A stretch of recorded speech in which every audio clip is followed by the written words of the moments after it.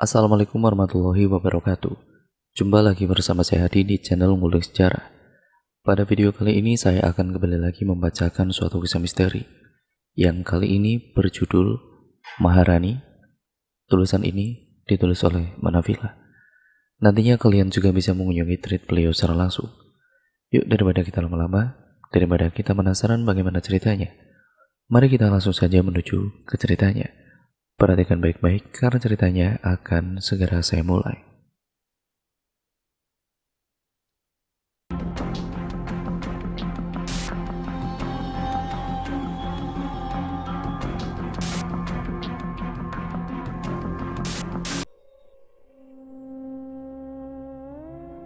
Aktivitas ke ladang hampir setiap hari dilakukan oleh Surya, laki-laki yang berusia 25 tahun, yang merupakan anak pertama dari 3 bersaudara. Surya sadar dia harus mencukupi kebutuhan keluarganya setelah 3 tahun yang lalu. Ayahnya pergi meninggalkan keluarganya karena penyakit yang diderita ayahnya tidak bisa disembuhkan oleh pihak medis rumah sakit. Tapi di sela-sela kesibukan itu, terkadang Surya menyempatkan diri untuk pergi ke gunung-gunung yang ada di Jawa Tengah. Sore itu ketika Surya sedang sibuk dengan kopinya di teras rumah, dia melihat Ajeng bersama ibunya sedang berjalan lewat depan rumahnya. Sepertinya mereka berdua baru saja pulang dari musola karena terlihat keduanya mengenakan mukena dan membawa sajadah. Ajeng adalah anak kepala desa yang sekarang sedang menempuh pendidikan S1 di kota Semarang. Nah, pada suatu hari, Ajeng datang ke rumah Surya dan memberitahunya bahwa ada sebuah komunitas pencinta alam dari kota Semarang yang sedang mengadakan open trip ke Gunung Sumbing. Ajeng memberitahu Surya dengan tujuan dia ingin mengajak Surya ikut serta dalam acara open trip itu. Mendengar kabar dari Ajeng, Surya heran. Sejak kapan Ajeng suka dengan kegiatan pendakian? Karena setahu Surya, Ajeng bukanlah tipe orang yang suka dengan kegiatan alam seperti ini. Tumben kamu suka dengan kegiatan pendakian? Iya nih mas, teman-teman kampus banyak yang ikut, jadi aku pengen ikut. Surya memberitahu Ajeng bahwa mendaki gunung itu tidak semudah yang dia bayangkan. Tetapi sepertinya niat Ajeng ini sudah bulat, sehingga akhirnya Surya ikut serta dalam acara tersebut. Lagi pula Ajeng yang menanggung biaya administrasinya. Singkat ceritanya, tibalah hari pemberangkatan. Surya dan Ajeng berangkat dari rumah menuju ke titik kumpul di Desa Butuh. Sesampainya di titik kumpul, terlihat pesertanya lumayan banyak. Diperkirakan ada sekitar 40 peserta yang sudah berada di titik kumpul. Sembari menunggu peserta yang lain yang belum datang, Surya berkenalan dengan peserta lain yang diantaranya adalah teman kampusnya Ajeng. Sampai akhirnya sekitar jam 8 pagi mereka berangkat menuju ke base camp. Dari semua peserta dibagi menjadi 6 grup.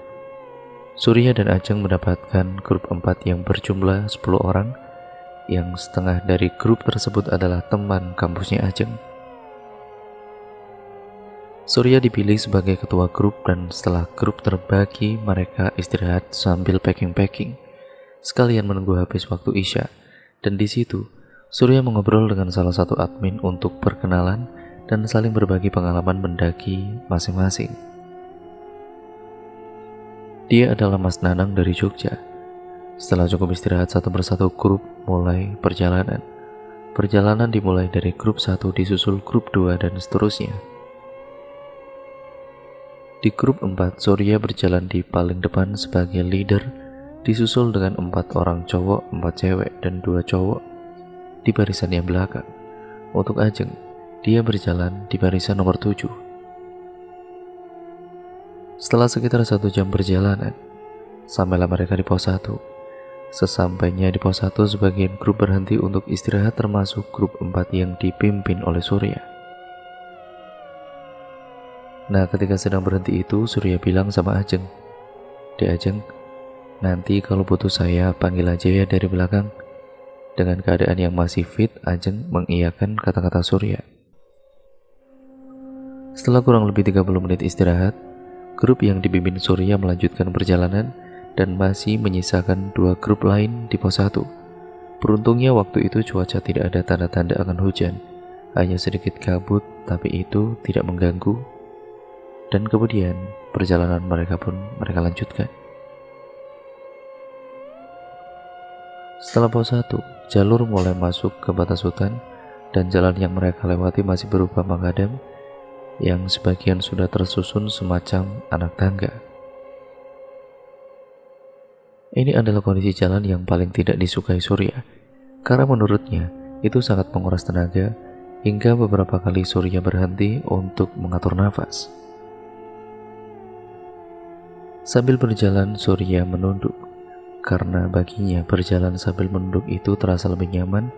Dan ketika Surya berjalan sambil menunduk itu, dia mendengar suara langkah kaki orang lain yang terasa berjalan di depannya. Mendengar itu, spontan Surya mendongak ke depan, tapi tidak terlihat ada orang di depannya.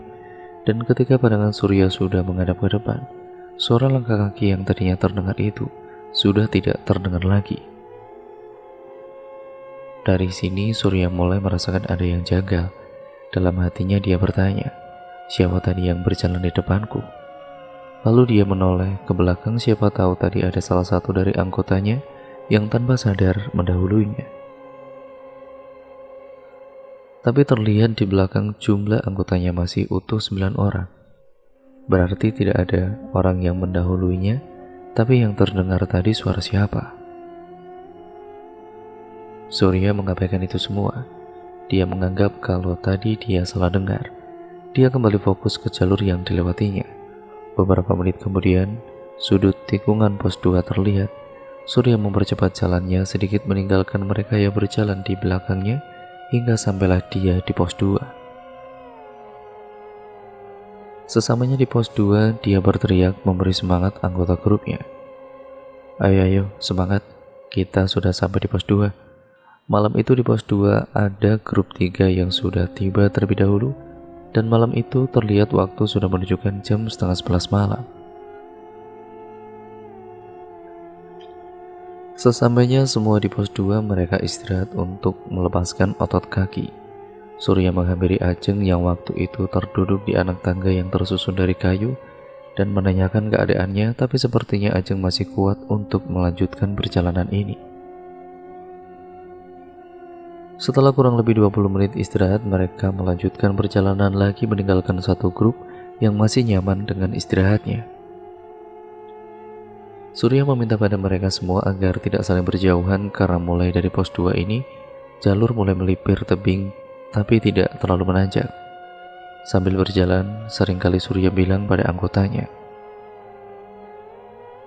kalau ada yang capek, bilang ya, jangan pada diam. Tidak lama setelah itu mereka melewati sebuah sungai kecil yang dijembatani oleh kayu. Jadi mereka harus sangat berhati-hati melewati jembatan itu. Meskipun jembatannya tidak panjang tapi itu licin. Kalau salah injak bisa-bisa terpeleset. Surya berjalan dulu melewati jembatan kayu itu. Kemudian dia berhenti di ujungnya dan membiarkan yang lainnya melewatinya satu persatu. Nah, ketika membiarkan yang lain melewati jembatan itu satu persatu, dia merasa ada yang aneh dengan salah satu anggota wanitanya.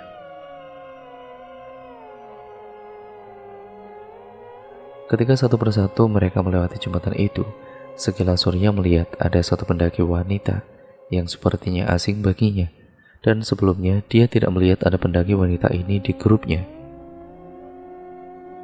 Setelah semua sudah melewati jembatan itu, Surya kembali ambil posisi paling depan dan sesekali dia memperhatikan satu pendaki asing tersebut. Ternyata benar itu memang pendaki lain dan Surya menganggap mungkin dia adalah pendaki dari grup yang tadi istirahat di pos 2 dan sengaja ikut bareng dengan grupnya. Sesamanya di posisi paling depan, mereka lanjut berjalan lagi hingga sampailah mereka di sebuah sungai lagi. Nah, di sungai yang kedua ini tidak ada jembatannya, jadi kalau mau melewati sungai itu, mereka harus melompati bebatuan. Surya yang berjalan di depan bergerak melewati batu itu terlebih dahulu, dan ketika sudah melompat dari batu satu ke batu yang lain, dari arah kanan samar-samar dia melihat ada seorang wanita yang sedang duduk di atas batu di tengah-tengah sungai. Surya tidak terlalu memperhatikan wanita itu, karena waktu itu dia sedang fokus dengan batu yang diinjaknya agar tidak terpeleset. Sesamanya di seberang sungai, sambil menunggu yang lainnya menyeberang, Surya kembali melihat wanita yang tadi dilihatnya. Dan benar, dia adalah wanita. Dia sedang duduk selonjoran dengan posisi membelakanginya. Rambutnya panjang, sebagian kakinya diceburkan ke dalam air. Surya tidak ingin yang lain tahu. Setelah semua sudah menyeberang, dia mengajak yang lain untuk segera berjalan. Sambil berjalan dia berpikir, itu tadi siapa yang di sungai? Manusia apa bukan? Singkat ceritanya, sampailah mereka di pos 3. Sesamanya di situ terlihat beberapa grup lain sedang istirahat, dan ada juga yang sudah mendirikan tenda untuk bermalam di situ. Di pos 3 itu, Surya menghitung jumlah anggotanya untuk memastikan mereka semua aman. Setelah dihitung, ternyata mereka semua ada 10 orang termasuk Surya. Melihat itu, Surya terkejut karena seingat Surya tadi ada satu pendaki wanita lain yang ikut dengan rombongannya. Tapi sekarang dia tidak melihat keberadaan pendaki wanita itu. Dia bertanya pada Ajeng, "Di Ajeng, satu wanita lain yang bareng kita tadi kemana?" "Wanita lain? Yang mana, Mas?" "Perasaan dari tadi kita itu cuma ini aja kok," jawab Ajeng yang tidak tahu tentang apa yang ditanyakan oleh Surya.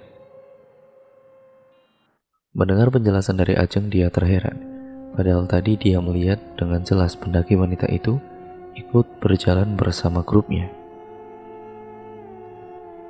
Surya mengalihkan pertanyaannya dengan menanyakan kondisi Ajeng, karena dia tidak ingin yang lain memikirkan apa yang ada dalam pikirannya Surya. Sambil istirahat di pos 3, Surya bertanya-tanya tentang kejanggalan yang sudah dialaminya selama perjalanan menuju ke pos 3 tadi.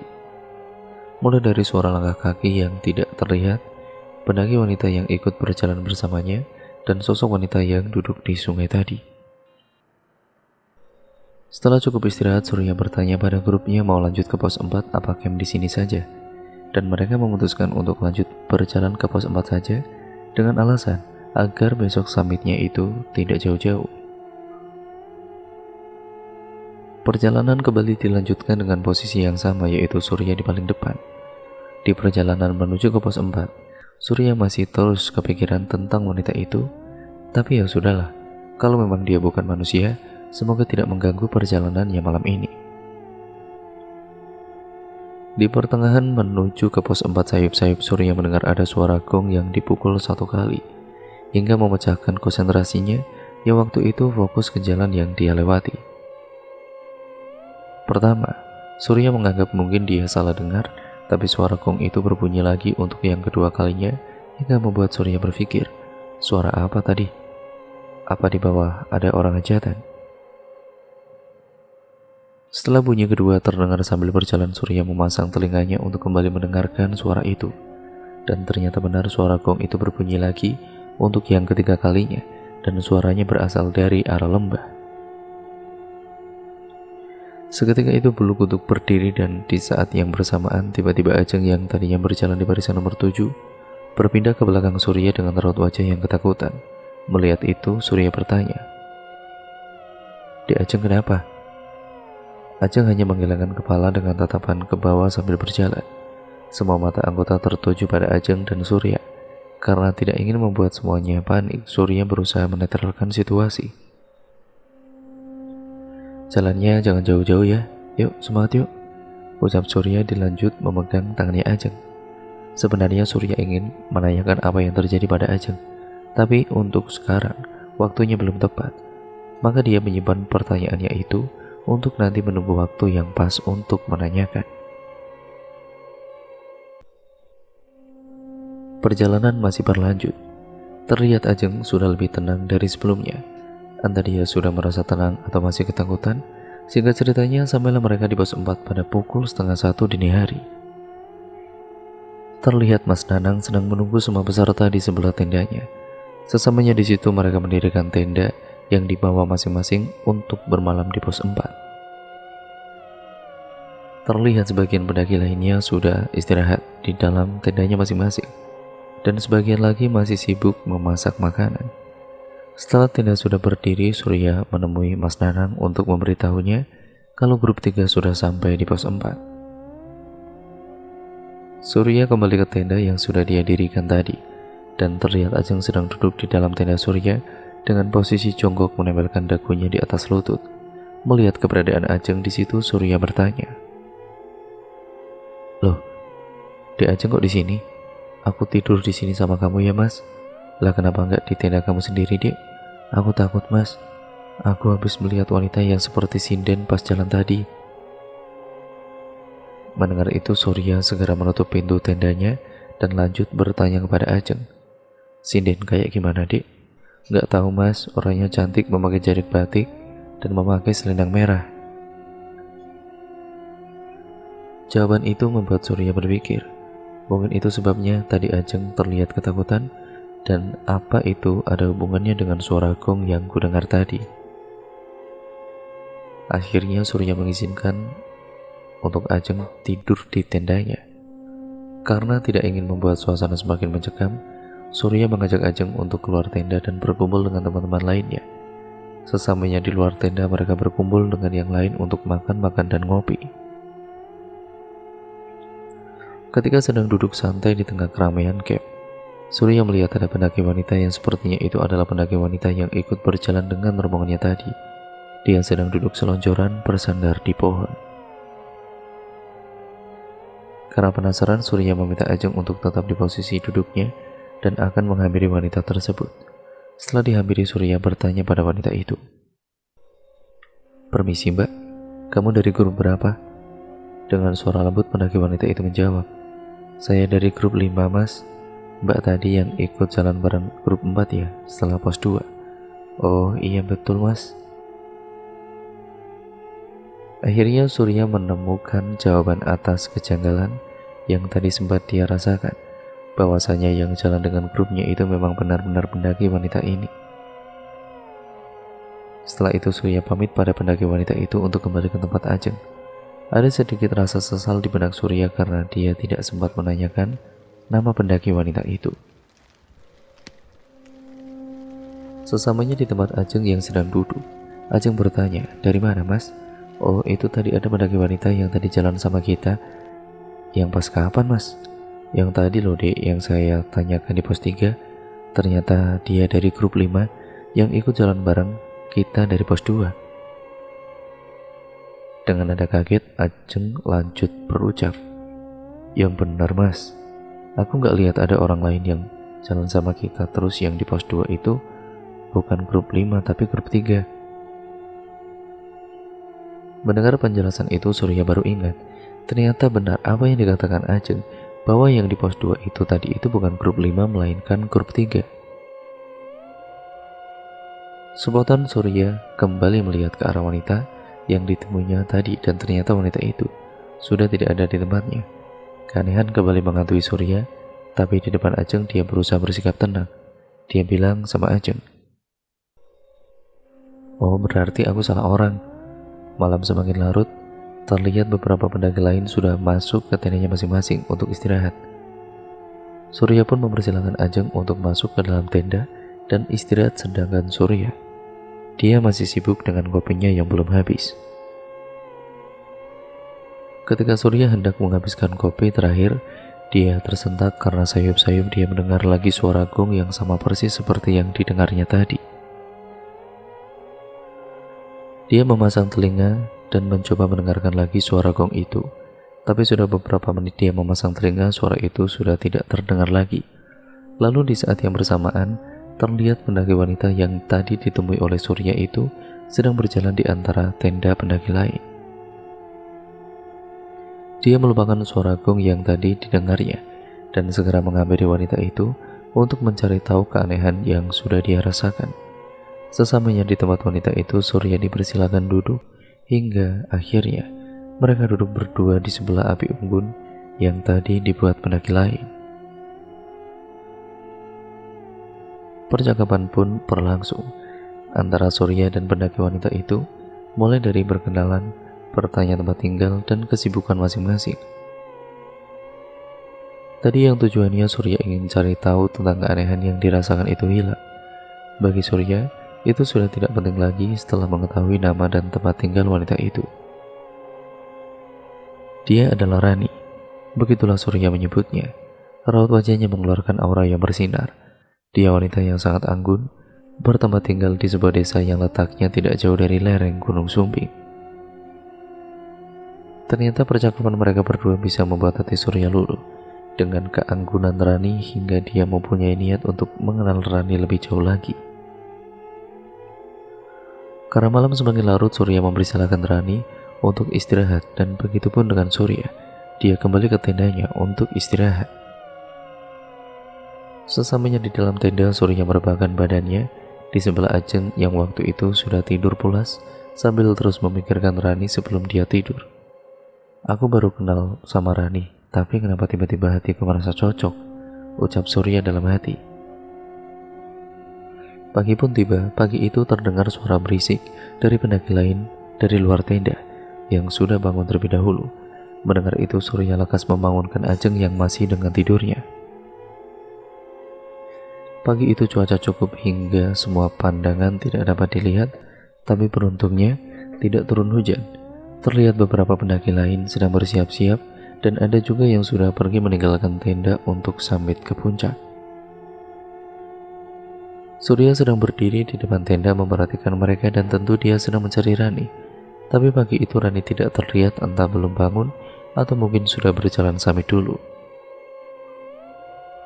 Ketika sedang fokus mencari keberadaan Rani, tiba-tiba terdengar suara Mas Nanang berteriak kepada Surya.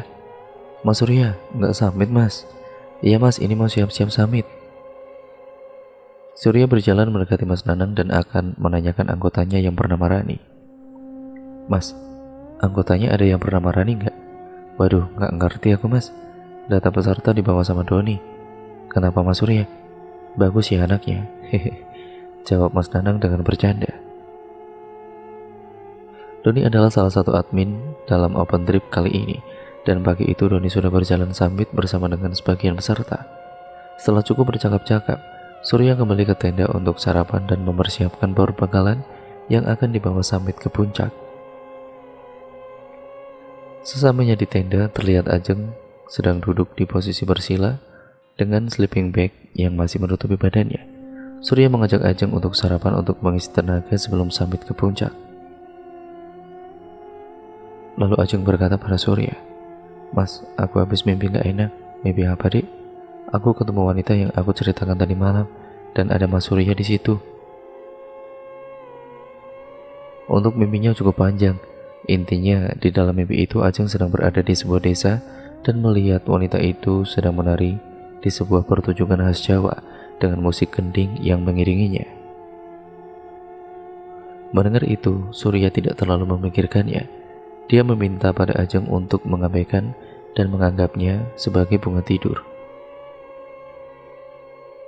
Tepat pukul 8 pagi, Surya dan Ajeng mulai meninggalkan tenda untuk berjalan menuju ke puncak dengan kondisi yang masih berkabut. Seringkali mereka menyapa pendaki lainnya yang waktu itu sudah berjalan turun.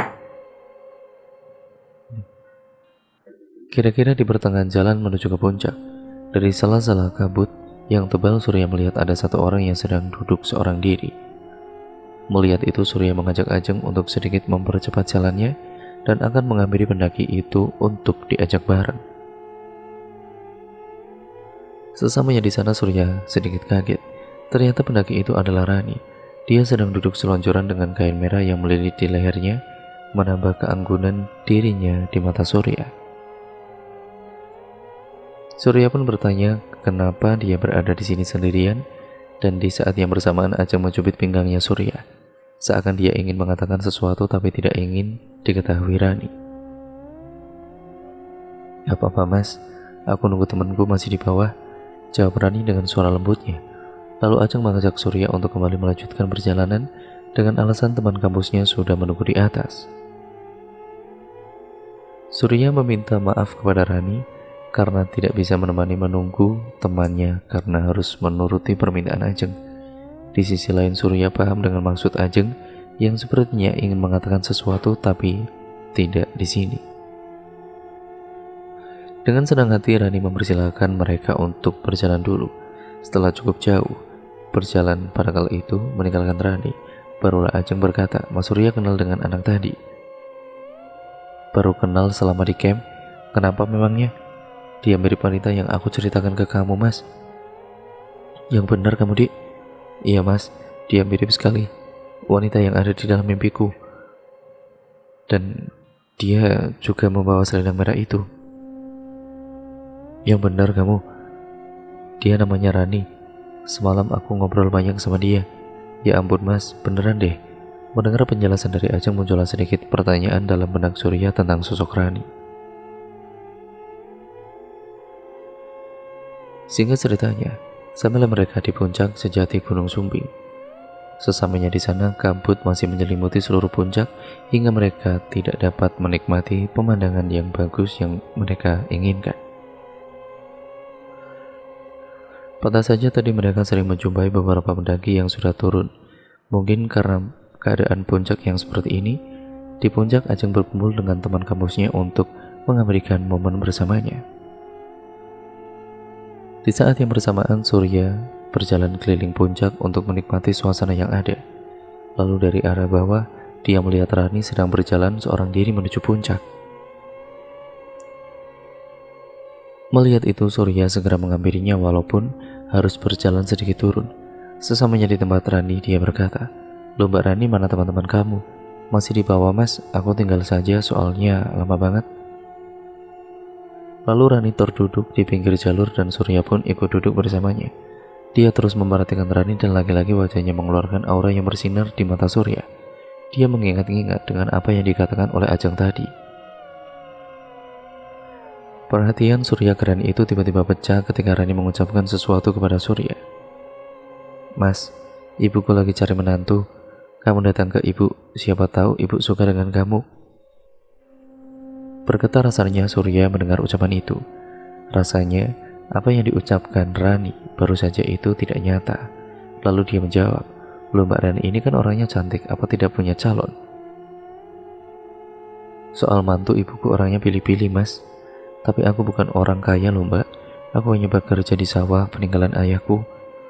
Bukan kaya yang diinginkan ibu, tapi yang bisa tanggung jawab dan mau tinggal di rumah."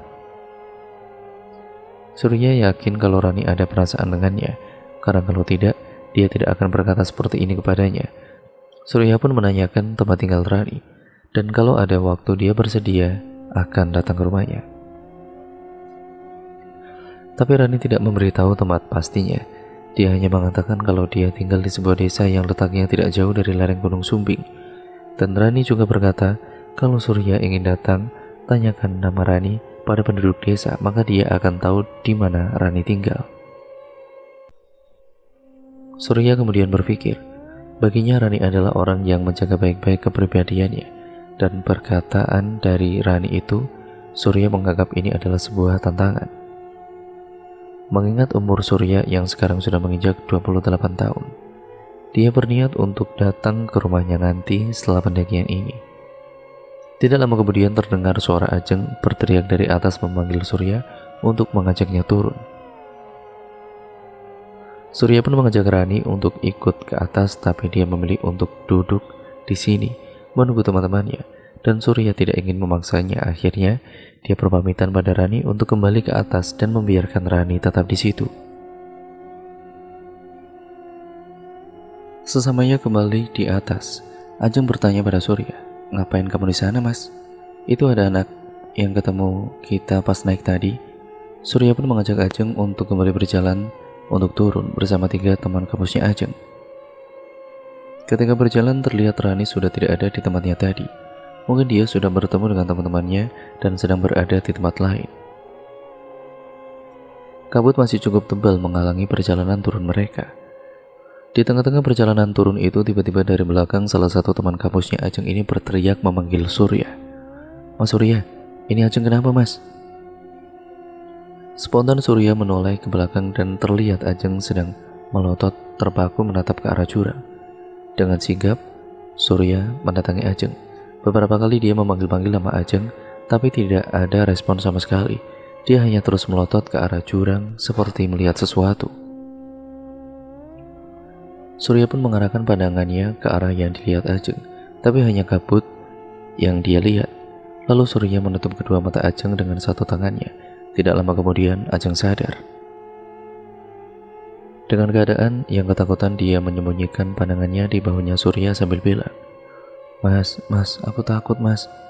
Takut kenapa? Kamu habis lihat apa? Gak mau, ayo cepetan pulang, aku gak mau di sini. Surya pun mencoba menenangkan Ajeng, begitu pun dengan teman-teman Ajeng lainnya. Setelah cukup tenang, perjalanan turun kembali dilanjutkan dan kali ini Surya menggandeng pundaknya Ajeng di sepanjang perjalanan hingga sampai di area camp. Niat Surya ingin bertanya kepada Ajeng tentang apa yang dilihatnya tadi, tapi untuk saat ini, dia memilih menyimpan pertanyaan itu untuk ditanyakan di rumah nanti. Terlihat di area camp sudah sedikit sepi karena sebagian dari peserta mungkin sudah turun. Surya segera mengawasi barang-barangnya dan membawakan sebagian barang milik Ajeng, kemudian turun dengan anggota grupnya yang dari tadi mereka sudah menunggu kedatangan Surya di sini. Setelah barang sudah terkemas rapi, perjalanan pun dimulai masih dengan kondisi yang berkabut. Di perjalanan turun, Surya meminta Ajeng untuk berjalan di depannya, dan kali ini Ajeng terlihat sedikit beda. Dia tidak banyak bicara seperti sebelumnya. Melihat Ajeng yang tiba-tiba seperti itu, Surya merasa khawatir. Dia sudah mengira kalau Ajeng habis ditampaki sesuatu hingga membuat dia seperti ini. Seringkali Surya bertanya tentang kondisi Ajeng, tapi setiap pertanyaan itu Ajeng hanya membalas dengan menggelengkan kepalanya.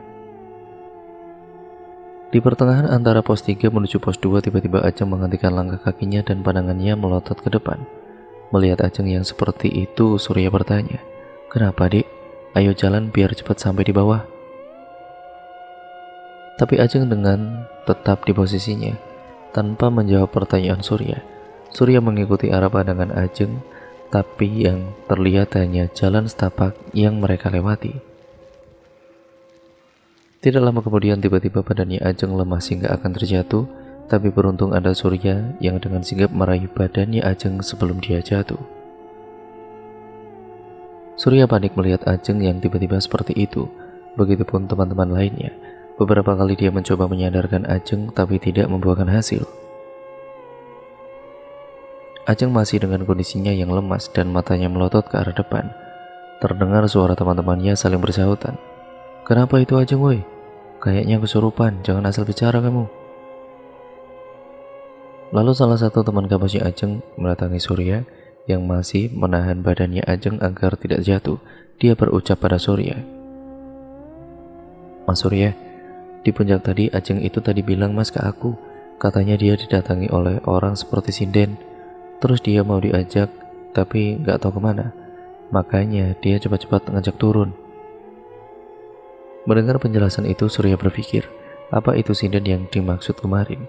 Beberapa saat kemudian akhirnya Ajeng sadar dengan sendirinya, tapi masih dengan keadaannya yang ketakutan.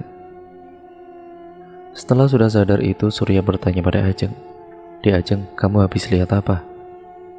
Masih dengan keadaan yang ketakutan, Ajeng bilang, "Rani mas, Rani teman kamu. Di mana ada Rani?" Ajeng hanya dengan keadaannya yang ketakutan dan tidak menjawab pertanyaan Surya. Mendengar perkataan Ajeng barusan, Surya berpikir, ada apa dengan Rani? Apa terjadi sesuatu dengannya? Lalu teman-temannya Ajeng ini mengajak untuk kembali melanjutkan perjalanan dengan tujuan agar segera sampai di base camp. Surya menggandeng pundaknya Ajeng dan kemudian mengajaknya untuk melanjutkan perjalanan. Dan syukurlah setelah kejadian itu Ajeng tidak ada kendala yang serius hingga sampai di base camp. Ketika hari sudah menjelang sore, sesamanya di base camp mereka bertemu dengan Mas Nanang. Melihat keadaan Ajeng yang sepertinya tidak sehat, dia bertanya pada Surya, tapi Surya tidak memberitahu kejadian yang sebenarnya pada Mas Nanang. Surya segera berpamitan dengan Mas Nanang selaku salah satu admin yang dia kenal untuk kembali pulang. Sesamanya di kampung halaman, Surya mengantarkan Ajeng ke rumahnya dan lanjut pulang ke rumahnya sendiri. Sesamanya di rumah, Surya merasa sangat lega karena tidak terjadi apa-apa terhadap Ajeng. Tapi dia masih mempunyai pertanyaan yang belum sempat dia tanyakan kepada Ajeng. Malam harinya Surya datang ke rumahnya Ajeng sekalian mengembalikan barang milik Ajeng yang tadi dibawanya. Malam itu mereka berdua duduk di teras rumah dan Ajeng menjelaskan tentang apa yang sudah dilihatnya selama pendakian itu, termasuk sosok sinden yang menghantuinya sepanjang perjalanan. Ternyata apa yang sudah diceritakan Ajeng itu ada kaitannya dengan Rani dan tabuh gong yang sempat dia dengar, hingga muncullah pertanyaan besar tentang siapa sebenarnya Rani yang dia kenal itu. Surya pun menceritakan semua tentang pertemuannya dengan Rani itu kepada Ajeng, termasuk perkataan Rani kepada Surya tentang ibunya Rani yang sedang mencari mantu. Selama berada di rumah, sosok Rani masih terus menghantui Surya hingga beberapa kali dia bermimpi tentang Rani. Rasa penasaran Surya ke Rani semakin menjadi-jadi hingga akhirnya dia memutuskan untuk datang ke desa tempat tinggal yang pernah Rani katakan. 7 hari setelah pendakian ke Gunung Sumbing waktu itu, Surya pergi ke desa yang letaknya tidak jauh dari lereng Gunung Sumbing bersama Ajeng, karena Ajeng juga ikut penasaran tentang siapa itu Rani. Sesamanya di desa tersebut, mereka bertanya pada beberapa petani yang waktu itu terlihat pulang dari ladang, tapi di antara petani itu tidak ada satupun yang mengenal nama Rani. Tapi mereka tidak menyerah begitu saja. Beberapa rumah di desa itu mereka datangi untuk menanyakan hal yang sama, dan ada satu rumah yang penghuninya tahu tentang yang namanya Rani. Datanglah mereka ke rumah Rani, tapi itu bukan Rani yang mereka ingin temui. Lalu ada salah seorang yang menyarankan Surya dan Ajeng untuk menanyakan itu kepada kepala dusun setempat. Akhirnya mereka pun pergi ke tempat bapak kepala dusun. Sesamanya di sana ternyata beliau sedang tidak ada di rumah. Jadi terpaksa mereka harus menunggunya sampai beliau pulang.